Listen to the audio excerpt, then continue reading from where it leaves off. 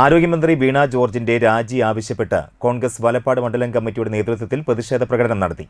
മണ്ഡലം president P S Santhosh അധ്യക്ഷത വഹിച്ചു. DCC general secretary K Dileep Kumar ഉദ്ഘാടനം ചെയ്തു.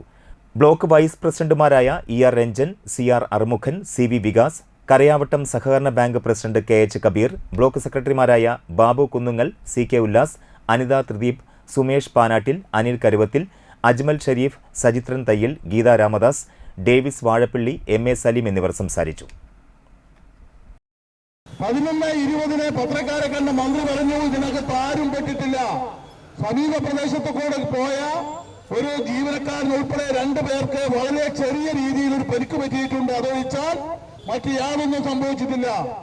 1 മണിക്കൂറും 1.5 മണിക്കൂറും 2 മണിക്കൂറും കഴിഞ്ഞിട്ടാണ് ഒരു JCB അവിടെ എത്തിക്കുന്നത്.